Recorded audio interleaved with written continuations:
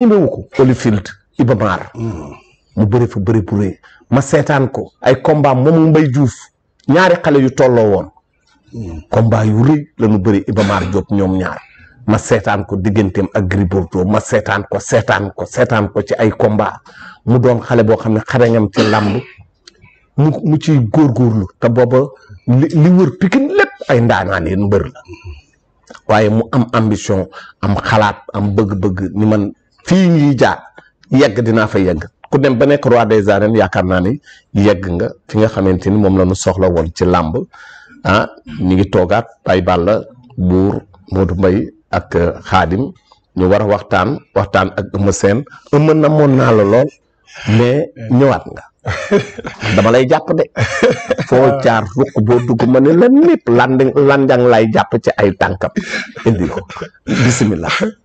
waaw El Hadj Bécaye ñi ngi am kontaan bu baax ginnaaw bu ñu sante yàlla ñu julli ci Yonent bi tedd bi sallallahu alayhi wa sallam di gërëm suñu ñaari waajur yu mag di ñaanal Sénégal yàlla fi jàmm yàgg di ñaanal waaye dawlu yàlla yërëm leen te xaar leen àjjana ñi nekk ci hôpital yàlla fëgg seen bopp ñu jóg ak jàmm ñi caabi féetee ginnaaw tamit ñu génn fu ñu nee bañ fa delloo.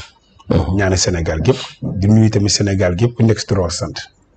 jërëjëf waaye balaa ñoo dem fenn ki ne baaba dafa am ñu nekk ci sa ginnaaw ñoo xamante ne nii ñoom it ñu ngi leen di bëgg di ràññee ci làmb wala ci sport ñuy ñëw di sponsoriser di defar ay affaires yu baax yoo xam ne mbuubeen yi sàmbeen yi waddeen yi ñooñu ñëpp soxla nañ ko ki ne baaba ñooñu ñen la waa Uba. waa Uba lu nu indi tey. indi na bi febu bay waat ci ginnaaw de. ndax li may gis nii maa kenn sant fi Diop ci plateau bi Amadou Mbaye amul Diop. benn mbuubeel rek laa. Baye Ball non Baye Ball la kii turu yàlla lay dundee maa ngi nuyu ñu nekk ci plateau bi yëpp di présenter li nga xamante ne ñu. mais doo jóg présenter ko ki ne baaba. waaw yox la jëli ko.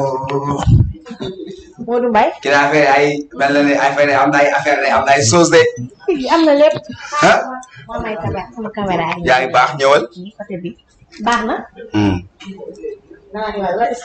awa Uba la waa Uba indi tey. moom mooy ba kilifa gi ànd ak Souleymane ak équipe bu mag bi nga xamante ne saa su nekk bu ñuy ñëw ñoom la ñuy àndal mu nekk kër goo xam ne kenn du leen présenté ci Dakar El Hadj Bécaye dafa wax léegi lu am solo bi ñu ñëwee ci làmb ji ba léegi làmb ji daa gën a silwise. gars yi dañuy ñëw làmb di añ di njogonalu di reer signature yi ñuy njogonalu di reer en bu waaw dama koo miin émission pencum làmb nag duggaale na ci ndax léegi partenaire Uba lañu boo xamante ne chaque vendredi incha allah dinañ ko gis léegi aw Uba ngi noonu sol casquette bi waxtaanal ak moom. aw Uba tey loolu ñu andi tey yi doy na. am na lu ñuy d'abord di leen ziar di rafetlu invitation bi ñu invité pour ñu nekk partenariat. donc comme d'habitude rek dañ Uba comme d'habitude rek. Uba dafa tànn xeetu baax yi muy def. te ñu gën ñu xam ci biir. spécialité. dégguma la jonga ma yëpp di dellu ci li nga wax. ma ne suñu spécialité di ndaw di dibi. dibi waaw. dibi bu nooy. ak yàpp saaf. yàpp saaf. jiw li fa amee fee. waaw peut moytul kan. macha allah. affaire yu baax daal xeetu baax yooyu daal boo ko déggee yu nooy yooyu boo ko déggee rek. ci dibiteri yu baax. macha allah. waaw kon dañ leen di bàyyi tuuti ñu jàllale ñi nga xamante ne ñoom lañu invité après ñu ñëwaat ci yéen ngeen joxe numéro bi buur géwél bu mu ci nekk. kenn baaba crédité ñëw. waaw am na crédité am na crédité. non bu du lekk de. tey am na sauce bi léegi def Uba bu neex. waaw poulet am na poulet au bison. am na poulet am na poulet am na méchoui. mais na koy jël. dama la jël góor bu poulet yaa ngi góor poulet. waaw sama gaañaa ngi. lu mu miine ngi. buur waaw waaw indi nañ mayonnaise de. may mën a ji mayonnaise ñëw. ndéeg may mën a ji. may mën a tudd. may mën a tudd. xoola bii marine rek. marine bi islam gërëm na am na ngërëm. waaw ñu bàyyi xaaj Bécaye mu dalal suñu gan bi nga xamante ne mooy Eumeu Sène ñu ñëwaat ci. ñu ñëwaat léegi ndaxte ki ne baaba gars yi nekk ci internet bi bu soobee yàlla di leen ci waxtaan wu rëy buur Eumeu Sène ñëw na nuyoo nañu waa jàngi wan nañ ko lu mu bëgg nag waaw xam nga nag booy ngomeen la. waaw yu bëgg na xam nga ñun ngomeen ni suñu histoire ak ndawal c'est une très longue histoire. da ngeen a yàgg. kii ñëw naa këram keroog bi mu nekk roi des arènes. soxna si laal na fa soos boo xam ne keroog dama doon jooy. barke Rasulaay.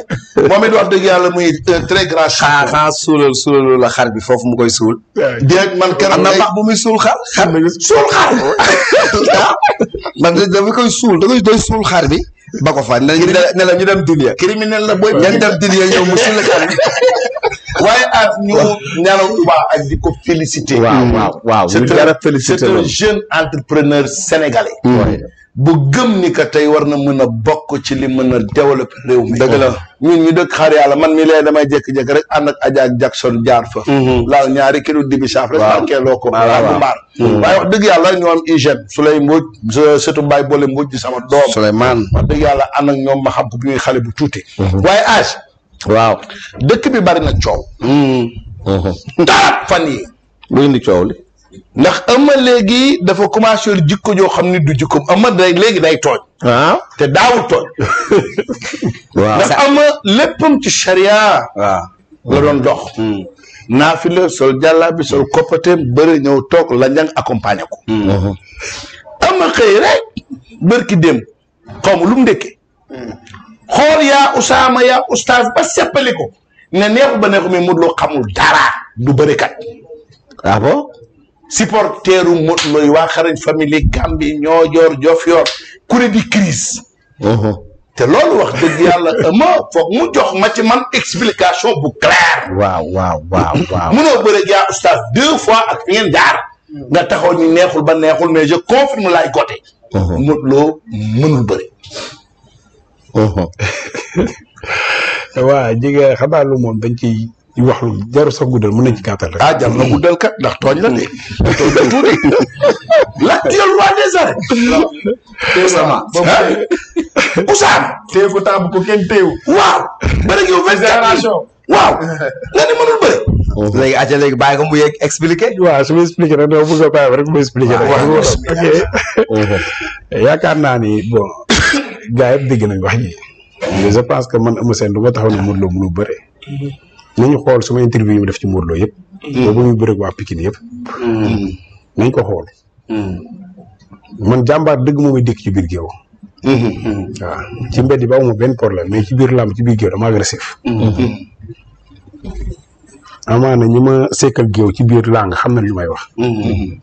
te je pense que man li mu war def suma làmb yëpp def naa ko amatuma leen lu may prouver. parce que dégg naa roi des arènes dégg naa champion d'Afrique jël naa meilleur lutteur teg la ko 2 fois. raay yi ñu teg ci làmb yëpp jaar na sama loxo. kon ñun sax laay wax li ñu dese mooy bu ngi suñuy rak rek ñu dem. Modou Lo ba ma daanee ma may mbër bu ko njëkk a solo couronne bi. maa la ko waaw maa nga fa. te bu koy solo couronne bi am na ñu wax ñoo wax waroo ko solo couronne bi. mais jàmbaar bu defee yëfi jàmbaar ba kay dañ ko war a honoré. man damay ñàkk ci diñ am ci diñ. man dépassé naa fu may taxee ne Modou Lo mënu bëre. mais pourquoi nga confirmer lay côté. non non da nga may déglu rek ma expliqué ko dépassé naa loolu maa am ak loolu. amatuma leen lu may confirmer ci di nga effet roi des arènes sax intéressé wu ma sérieusement pas damay wax sama diggante ak yàlla. intéressé tout la parce que xam naa lu muy sax ba pare. ak coono ci nekk ak coono ci nekk. lii de sama carrière damay bëgg génn ci porte bu mag bëri combat yu neex yu choc yu neex bu ma paree duggee suma rak. du dëgg. kon dépassé naa fu may taxawee ne Modou Lo mënut a bëri kenn déggu sama gémmiñ man ma ne Modou Lo mënut a bëri. yaakaar naa ni image bi su ma jumal yéen a ngi image bi. après dañuy ñaan. Pa Modou. dañuy ñaan mu tegal ñu. Pape aja ñëwal. jox ma loolu. ci la ñag maa ngi non caaxaan ñu pourquoi ñuy caaxaan su bàyyi parce que loolu la Sénégal gi di xaaral parce que werante bi dafa bëri si ñun 3 waaw ñu werante dafa bëri Balla Gaye ci ndam lu jugee ci Tapha Tine man si Sa Thiès taa jugee daan ko Modou Lo pare na ci combat bi ok non Sénégal bu bëgg loolu dafa nekk loo xam ni loolu final la quoi final la loolu ñu ngi koy est-ce que sax ñu ngi koy non loolu dina doy waar trop pare naa pour affronter Balla Gaye pare na pour affronter Modou Lo. lan nga bëgg a wane ba tax nga bëgg ci tournoi. non pas lu ma bëgg a wane mais toujours dañu war a yeewi Sénégalais yeewi axlu làmb parce que ñun li ñu dal suñu génération bi yaakaar naa mosul am ci benn génération ci wàllu bëri 3 yi 2 yoo xam ne ku ci nekk daanante ngeen ba pare nekkaat ci kaw au top war a daje loolu buñ ko bàyyi mun a saay sax du ñu jig. mais su boobaa est-ce que yéen ñett kese la war a def parce que am na ñoo xamante ne am nañ ci ay 2-0 yow nekkul ñu Balla Gaye kese nga daan 2-0 daan dëgg boobu aussi 2-0 boobu la ñu daan ok waaw mais man aw ma problème boobu waaw non non kaay ma la man aw ma problème boobu toujours suuf xalaatu Balla Gaye 2 la moo taxaw man mi sa xalaatoon nag avant parce que mosoon naa ko wax aussi c'est un comprendre nga mais kon dafa nekk 2-2-2 ku nekk am sa morom 2 ñu naan Eumeu Sène ñu naan Balla Gaye ñu naan Modou Lô ku ci mën ku ci nekk daan na coow li bëri si ñun 3 ñooñu mu nekk loo xam ne coow bu garaaw la boo nee kii ne daan na ko 2 fois boo nee kii ne kii daan na ko 2 fois loolu la gars yi loolu lañ leeral rek. toujours su ma d'accord naa ci Balla Gaye d'accord te xam naa tam aussi Modou Lô du ko bañ. non su promoteur commencé démarché li koy bloqué ndax du jóge ci Eumeu Sène ak estafam par rapport ak laaj yenn sommet. non c'est que dañuy laaj lu jaadu rek gars yi xam nañ ñu jaadu mais promoteur yi tamit dañuy fay lu jaadu xam nañ ñu jaadu loolu du métti. parce que suñ demee daal ba 3 yëpp d'accord ko ñun 2 sax d'accord nañ xëy na kenn ki la ñuy am xalaat te xam naa ni champion la moom bu ci xalaatee rek anyway bu ñu demee ba pare ci rek day nekk loo xam ne sax dafay nekk cadeau boo xam ne xam nga dañ koy jox amateurs yi jox ko fans yi ak sénégalais yi. waaw dafay nekk mu nekk loo xam ne non loolu dafay yéeme. maanaam nit ñi ngeen combat leeral la. da ngeen libéré nit ñi quoi. voilà Eumeu Sène dàq bëre moo mën Modou Lô dàq bëre moo mën Balla Gaye dàq moo mën moo dàq bëre mais léegi dafa war a leer. yow lan nga gëm ci ñett ñooyu trio boobu yow lan nga ci gëm kan moo ci dàq bëre. Eumeu Sène. ñu dàq bëre Modou Lô. ñoom ñaar ñëpp. lan moo tax wala teg. fa laa ko teg laaj leen boo leen laajoon ñoom la ñuy wax ah mii noonu Balla Gaye boo ko laajee danaa maa dàq bëre. danaa ne moom moo dàq bëre. Balla Gaye boo ko laajee mën na wax ni man maa non non mën na wax ni man Balla Gaye maa dàq bëre. mais yow ndax gëm nga ne yow yaa leen dàq bëre yaa leen weccitu bëre. oui. koo jox ku la jox nga wecc ko te koo ci jox du la wecc. Lamine yow mii da nga day waat. ah. non yàlla baax na loolu moom nañu ko bàyyi ndaanaan yi rek ñu àtte. ok non soo déggee Mbale. nga wóolu sa bëri trop mosuma gis nga ne mbir bi daf ma yéem ci bëri mosuma dégg loolu ci yow. mais loolu non loolu moo nekk te loolu leer na kaay Mbale dara ji nga fi coole fi nekk rek gars yi di wax ni ku ci nekk mais wallahi gars yi xam nañ nga xew de ndaanaan yi lii kii di wax nu mu tuddati ndeysaan sama xel nga fàttali sax rek Mourou Anta nu mu tudd. Laay Gote. Laay Gote. non lu mu xam ñu bëri ñu ko xam bëri nañ mais dañoo noppi. waaye mais ñi ko xam bëri nañ mais dañoo noppi waale c'est que moom moo am fitu wax ak sañ-sañ bi mais ñi ko xam ba pare noppi bëri nañ. wala. dégg ngay wax. non si xam naa fu mu waxee déggoo wax bi de ma ne ñi xam loolu bëri nañu mais sañ-sañ bi Laay Gote am fitu wax ko ñoom dañoo am fitu wax ko rek mais gars yi xamante ni suñu biir ba coolee fa nekk rek ak ñi nga xam ne xamuñu laam mën na nekk di werante di dutee mais ñi nga xam ne pratique nañu bëri xam la mooy bëri pas affaire fans pas affaire supporter pas affaire de nanga nanga ñu wax jëlëb teg ko rek gars yi xam nañ daanaan bi de. yéen ñett su ngeen bëriwaatee est-ce que ay 3-0 mën na amaat. ku nekk amaat benn. waaw. non day leer non day leer. ah. day leer nañ bu ñu bëriwaatee kay dañuy taxali ko non dañuy taxali ko. dinañ nangu Eumeu Sène fi mën. wala Balla Gaye fi mën. wala Modou fi mën dinañ ko nangu moom te ñun suñu biir sax dañuy apprécier dañuy nangu. laaj naa la dàq bëri wax nga kan moo ci mën. te moom. kan moo ci mën yéen ñett yi. man maa ci mën. waaye ku yu la neex a jàngatee bi kii li mu wax bëgg na ko dañu mën a ko waaye dëgg leen ko bàyyi. ok anyway. ci intervalle 5 mois war ngeen ci mën a bëri. non war nañu mën a jox gars yi cadeau ah. seetaan man sama émission bu gis maanaam Balla Gaye ñe moom wax ba ragal mais Balla Gaye mi ma gis buñ seetaan rek. fi may tudd est-ce que am na. lu muy ragal. waaw dafa ma ragal waaw. Balla dana ragal. waaw dafa ma ragal waaw. bu jàkkaarloo nga kii wala la. non dafa ma ragal dafa ma ragal Modou Lô ragal ko. ya. waaw. voilà yaakaar naa ne coow lii. lii mooy coow. waaw mais as kii li mu wax. waaw ak li ma wax. waaw amul une grande différence. waay mooy li rakku Modou Anta bi Laay Gote wax. waaw ndaanaan ni ko xam te bëgguñu ko wax. waaw bëri na. moom da koo sañ a wax voilà mooy que tu confirmes les dires de Laye Gothé ci li mu wax ni Modou Lo mënul bëre. waaw da nga may déglu ma expliqué man du ma waxantu. te je pense que su fekkee ni man li ma war a wax la maay génn wax ko. yow nit bu defee benn émission da ngeen ko intergénéral bi yëpp soo ko mën a àttee. mais bu fekkee dañ dagg fi collé ko ñenn ñi amul moyen dëgg mën nañ jàpp ni. man foofu laa waxee. li ñuy wax Sénégal dafa naqaree waxee. man maa ngi waxee fi Laye Gothé di waxee ne ñoom ñett ku ci dàq bëre parce que ñu ngi nekk ci ku dàq bëre si ñun 3. ok ma ne Balla Gaye ñemewu ma. ok Modou Lo ñemewul Balla Gaye. ñu ne yow ko ragal ma ne la man Modou Lo laa ragal ñemewu ma ko. nit ñi reetaan dama doon wax ci kaf. ok yaa ngi dégg isu lu may expliqué. mais après gis nga réaction waaw daal merci loolu laay expliqué. ñu ngi wax ci biitu ko dàq bëre. tey ñoom bañ ma daanee nit ku wax dañ naan ko dàq bëre ci làmb ji lañ daan. ñoom loolu la ñu wax noonu. ouais mais effectivement ça c'est vrai. ça c'est vrai. Fadam wax na ko mbër yëpp. seede ok ñëpp seede guy gi ñëpp seede nañ ko. ñun ñu ngi leen wax ci cadre. Laye Gothé sax wax na ko ci kii. effectivement man fi bu Laye Gothé ne diw moo leen dàq bëri ñoom ñett man ci cadre boobu laa waxee ne boo laajee Balla Gaye daanaka maa dàq bëri nga laaj Modou na maa dàq bëri ñu ngi nekk ci cadre ku dàq bëri mais Modou Lo xamul dara munul dara amul benn du ma ko wax parce que man jàmbaar dëgg moo may daan. ndaanaan lay daan de. ndaanaan dëgg moo may daan te Modou Lo dafa ma daan 2 fois. te man boo xoolee suma interview yu ma def yëpp dama leen di wax ne ne Modou Lo bàyyi leen ko xel même ba muy bëri sumay rek dama ne bàyyi leen ko xel parce que ku ma daan ñaari yoon ndaanaan nga. bërikat nga ça c'est vrai. parce que image yaa ngi fii nit ñi mën nañu ko xool. mënu ma wax lii tey suba ma wax lële. mais comme li nga leeral ni am na solo. par même man maa ngi soog a comprendre. li nga wax man. parce que gars yi parti boobu rek. lañu dagg ñëw teg ko. mooy li Laye Gothé wax ñi ko xam te kii. waaw maam dafay mel ni que comme c'est que li Laye Gothé wax yow nga appuyé. mais dafa naan ma expliqué la xam bëgg a déglu man su ma may lu may wax man maa koy wax sama bopp ñu nga man ñu ma xam dëgg-dëgg xam nañ ne ama seen si waxee même ba armée bi taxaw ñu ne yaax dama ciy jaaraat. parce que man gentleman laa. ak Rasulullah. yaa ngi dégg bu ma expliqué man xaw ma man dama direct. Modou am na ay weer ci ginnaaw yoo xam ne chaque semaine bu nekk dañuy gis 2 fois. dañuy toog di waxtaan ba 3 heures du matin. ñuy toog Modou bu toog bu ñu musaa toog du ñu ñëpp moo dàq ko rubee ñëpp. ay waxam ñu dañuy ree bay raam. dañuy toog dañuy cause amuñu benn problème. dañoo nekk ci point pour que dire moo wax la benn effort bu am. man Balla Gaye ñun ñoo nekkoon doon fële. Maram fële Côte d'Ivoire. mag Balla Gaye ku ne xam ne suñu combat bu taxaatee dër bi la dañuy reyante. combat choc bu gën a doy waar bu gën a métti ci saison bi.